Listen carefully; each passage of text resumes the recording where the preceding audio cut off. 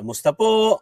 Muli si Kamanong po sa Tambayang Makabayan, mga kababayan, mga katambay.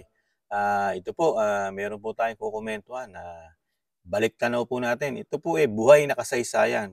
Buhay na kasaysayan po nangyari at may nagpapatotoo at nang nagpapatotoo mga katambay ay buhay pa hanggang ngayon. Lalo po sa pagiging politiko o sa larangan ng nangyayari sa ating bayan, sa ating bansa. Ito po ay si dating Senador Juan Ponce Enrile. Ito po ay napakahaba ng buhay ni Ponce Enrile, ni Manong Johnny. Ito po 100 taon na mga katamay at napakarami pong kasaysayan po ang nangyari sa Pilipinas na nalalaman niya po siya po'y buhay noong mga panahon na yon at siya nagpapatotoo. At isa na po dito yung sinasabi po ni Manong Johnny na hindi natin maasahan ang Amerika lalo sa problema natin sa West Philippine Sea. Kasi may kasaysayan na po ang Amerika sa atin. At yun po ang ipapaliwanag po ni Manong Johnny. Pero bago po yan mga katambay, nagpapasalamat po muli si Kamanong sa mga tumatangkilik po at nakakagusto ng ating napakaliit na channel sa YouTube at TikTok, ang Tambayang Makabayan, komento ni Kamanong. Ito po, painggan po natin mga katambay ang sasabihin po at patotoo ni Manong Johnny tungkol sa mga Amerikano o sa United States. Pakinggan po natin mga katambay at komentuhan natin.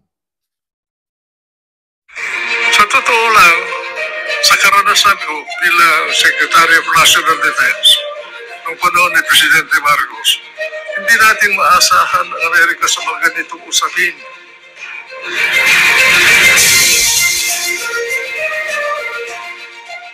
Nung kasagsagan ng Vietnam War ng Amerika, humihingi kami ng delivery ng Amerika ng 2,500 Armalites.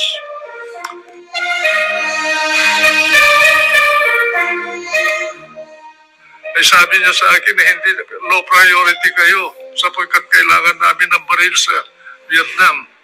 Sabi namin, meron kami problema dito, kailangan namin ang ipinangako ninyo. Sa madalit salita po, hindi kami nakakuha.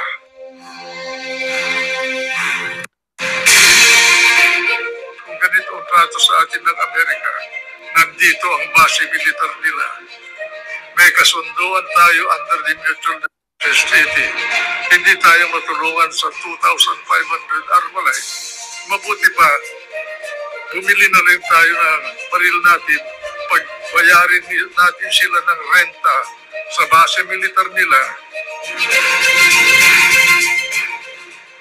Palagay ko, sa panahon na ito, walang bansa na pwedeng makaya ang China. Kaya tama yung posture ninyo na kausapin ang China dito sa bagay na ito. Huwag gagamitin ng emosyon at init ng ulo.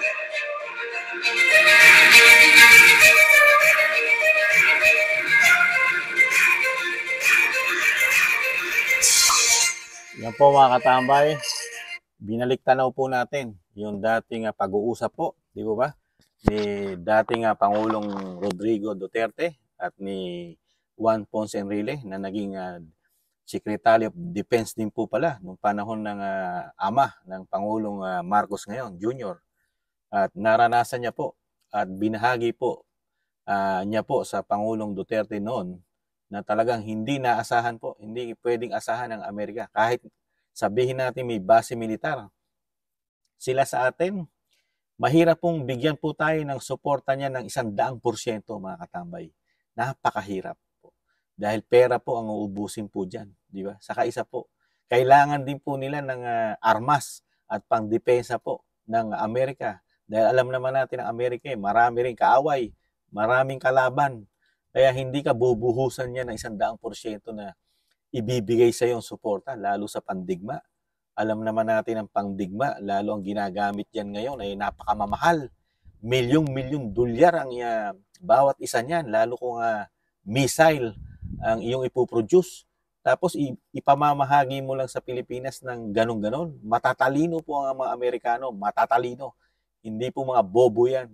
Hindi po tutulong sa isang bansa yan kung hindi po sila, kukuha o maikinabang ng sobra.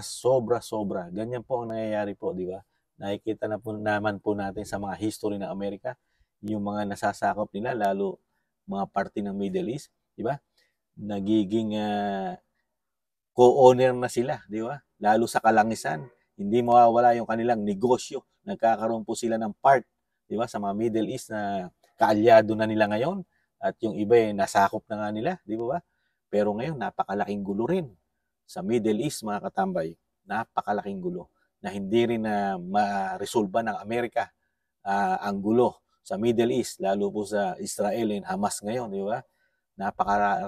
Napakarami pong problema na lalo-lalo sa mamamayan po roon. Maraming namamatay, bata, matanda, lahat ng klase ng edad namamatay po roon.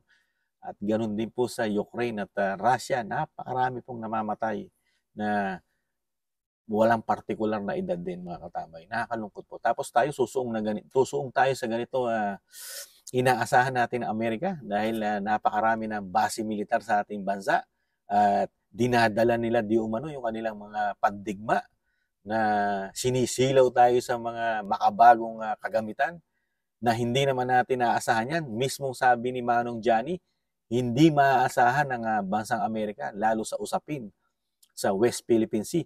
At mismong siya nagbigay pa ng advice na dapat kausapin ang China dahil hindi pa kaya, dahil napaka-powerful nila lalo sa kaperahan. Number 1 sa kaperahan. Alam naman natin ang pera ang katumbas niyan, ang pera missile. Pera ang ginagamit sa paggawa ng armas, di ba? At ang Amerika ay nagkakaproblema. Saka isa pa, may malaking magaganap na malaking halalan pang presidente ang Amerika. Bakit mo aasahan? Mismo ang presidente ng Amerika ay nagpapabango ngayon. Nagpapabango ngayon ang presidente Biden ng Amerika sa mga Amerikano dahil nabubwisit at nagagalit ng mga Amerikano dahil naguubos, nagwawaldas ng pera ang administrasyon ni Biden ng Democrat sa Amerika. Kaya nauungusan na po siya. Nauungusan na po si Joe Biden sa survey sa pagiging presidente nitong darating na November, mga katambay. Dahil nga ayaw na ng mga Amerikano na puro giyera ang ginagawa na administrasyon ni President Biden. Tapos aasa ang Pilipinas ngayon, aasa tayo sa Amerika na mismong mga Amerikano hindi na sinusuportahan dahil bumabagsak ang popularidad ng Presidente Biden at siya'y tatakbong muli. Di po ba? Baka tayo maipit sa alanganin dahil sa sobrang tapang ng ating Pangulo ngayon at sinusuportahan pa ng mga vlogger na di umano yung mga bayaran. Nandiyan pa mga media di umano at pati mga makakaliwang grupo. Pati yata simbahan, sumusuporta na rin na magkagyera. Lahat po, lahat na halos. Purong gustong-gusto na magkagyera ang Pilipinas at ipaglalaban. Di ba? Na ang kawawa ay mga Pilipino. Lagi kong sinasabi, walang mananalo sa gyera, mga katamay. Never manalo ang taong bayan sa gyera. Lagi ang taong bayan ang kawawa at masasaktan at mamamatay pa, mga katamay. Pero ang mga mayayaman, politiko natin, mga negosyante, oligarch, buhay yan. Buhay sila. Dahil mawawala sila sa Pilipinas. Mga may pera yan, may mga sariling eroplano yan na anytime may pwedeng lumipad. At napakarami nilang bahay sa iba-ibang bansa. May mga bahay yan, may mga pera. Ganun din ang Pangulo ng Pilipinas. Napakarami rin bahay sa labas ng bansa. Kaya anytime pwede tayong iwanan nila. Di ba? Kaya gumising po tayo, mga tambay. Huwag na huwag po tayong pumayag sa mga diskarte po ngayon ng ating administrasyon. May karapatan po tayong mga Pilipino na pigilan po ang ating Pangulo. Sa komento ni Kamanong, pigilan natin ang mga diskarte ng Pangulo. Ang kailangan po, yung ginawa ni Pangulong Duterte, kausapin. Kausapin natin sa mapayapang pag-uusap na Pilipinas at China. China lang at Pilipinas sa mag-uusap. Wala nang involved. Hindi mo na kailangan ng Amerika, ang Western country. Hindi mo kailangan dyan. Dahil ginawa na ni Pangulong Duterte yan dati. Ginawa niya. Naging mapayapa ang Pilipinas sa kanyang termino at binagsakan pa tayo ng maraming programa at nagamit natin ng China, di ba? Sa kaperahan dahil sa mga proyekto ng Pilipinas. Pero ginawa ni Pangulong Marcos, ni-reject lahat, di ba? Tinanggal tinanggal yung mga suporta ng China, yung pautang ng China, ni-reject. Kaya napakaraming proyekto rin ng Pilipinas na walang pondo ngayon at hirap na hirap makakuha ng pondo. Napakarami. Kaya po sabi nga mismo, nung kapatid na si Senadora Amy Marcos, itong 2024, ang Build Better More ni Pangulong Marcos, walang budget, halos zero. Mismo yung kapatid, di po ba? Tapos ngayon, lugmok sa kahirapan ng Pilipinas, napakataas na inflation na walang trabaho, napakamahal na mga bilihin, lahat nagtataasan pa, di ba? Halos hindi na kumakain ng 3 beses ang mga Pilipino, tapos isusuong mo sa ganito. Mismong yung magagaling at buhay na saksi ng kasaysayan, si Ponce Enrile, si Manong Johnny, kasaysayan, naranasan niya, buhay siya hanggang ngayon, nagpapatotoo. Di ba? Na ang Amerika, never nating maasahan ng 100%. Hindi natin maasahan.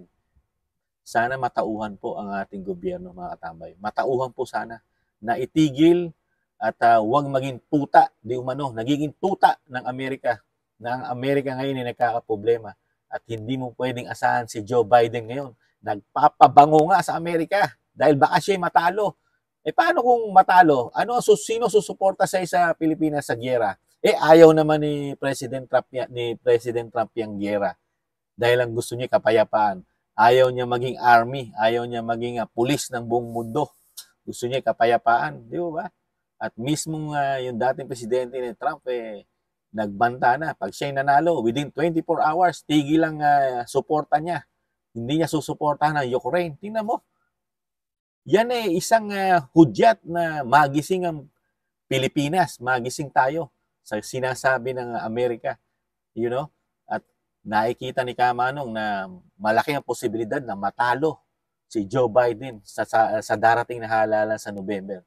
Dahil naghirap ang mga Amerikano, di umano, sa panunungkulan ni Joe Biden dahil puro waldas ang ginawa po, puro gera, at ang buong mundo po ay naapektuhan po ng ginawa po ng Amerika dahil naghirap ang napakaraming bansa dahil nagtaasan po lahat ang bilihin din dahil sanhi ng giyera. Number 1, di ba? Langis. Di ba? Kaya magising po tayo mga katambay. Mismong ito. Tapos sinisisi si Pangulong Duterte na nagbibigay ng kapayapaan sa ating bansa na hindi pa naman kayang giyerahin ng China. Kahit anong tapang ng presidente, hindi kayang mapabagsak mo ngayon sa panahon ngayon ng China. Kaya napakatalinong presidente na naging presidente ng Pilipinas, si Pangulong Duterte. You know, ginagamit niya ang utak. Utak ang ginagamit niya. Saka yung pagmamahal niya sa Pilipinas at sa mga Pilipino na ayaw niya magkaubos at magkamatay at maghirap, di ba? Malugmok, lalo sa giyera, di ba? Yan ang mga presidente kailangan ng ating bansa, mga tambay. Mga ganyang klase, you know. Hindi natin kailangan yung mga presidente na puro tapang lang sa bibig. You know, hindi ginagamit ang utak, mga katambay. Kayo po, mga katambay, ano po ang masasabi? Komento nyo. Ito po yung komento ko. Mismong kaalyado po ng presidente natin ngayon, si Manong Johnny, nasa administrasyon po yan. Siya mismo, nung panahon ni Pangulong Duterte, siya mismo sumasang-ayon sa diskarte ng Pangulong Duterte na hindi maipagyera, pag-uusap lang, kausapin ng China. Saka yung sinasabing kapirasong papel na naipanalo natin dyan, you know, dapat Amerika, kung talagang sinasabi natin Amerika tutulong sa atin, sila sana nagpaalis dahil sila lang ang may kakayahan. Kumpleto sila sa armas, di ba? Kaya nilang paalisin pero hindi nila ginagawa. Kasi hindi natin masabi, baka may usapan din sila ng China, ang Amerika, di ba? Alam naman natin ang Amerika, sinasabi nila sa pakikinabangan magaling, di umano. Yun ay atin lang, mga katambay. Sa muli po, si Kamano po, lagi pong nagsasabi na mahalin natin ang ating bansa, pero hindi natin kailangan makipagyera dahil mahal natin ang bansa. Dahil sa ngayon, hindi pa natin kaya. Tok, pakipag-usap pa lang, mga katambay. Muli po, si Kamanong nag-iiwan pa rin na tiis-tiis lang, mga katambay. Tiis-tiis lang tayo. Makakabangon pa tayong muli. At may darating pang tamang presidente na magbabangon sa ating bansa. Paalam. Bye-bye.